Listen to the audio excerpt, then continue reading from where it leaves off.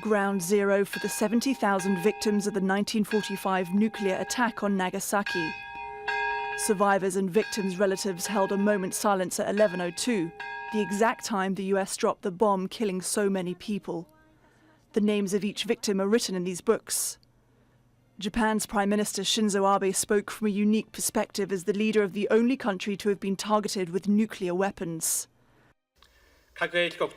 Japan will continue to make various efforts to bring about a world free of nuclear weapons by calling for cooperation from both nuclear weapon states and non-nuclear weapon states, and having world leaders and young people become directly acquainted with the tragic reality of the atomic bombings.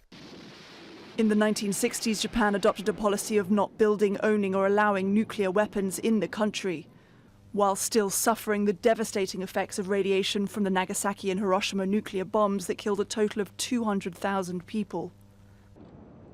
Earlier this year, Barack Obama became the first US president to visit the site of the attack at Hiroshima. Obama didn't apologize for the decision made during World War II, but he did sympathize with the victims.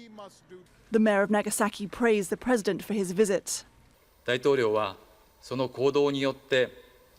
In doing so, the president showed the rest of the world the importance of seeing, listening and feeling things for oneself. I appeal to the leaders of states which possess nuclear weapons and other countries, and to the people of the world. Please come and visit Nagasaki and Hiroshima. Find out for yourselves what happened to human beings beneath the mushroom cloud. That wasn't good enough for people opposed to nuclear proliferation.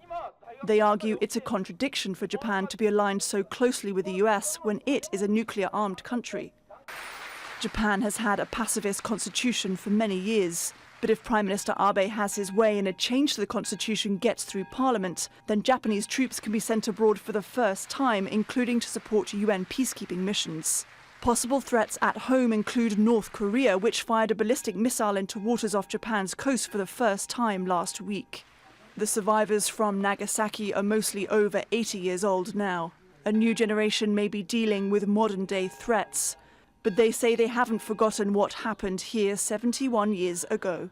Caroline Malone, Al Jazeera.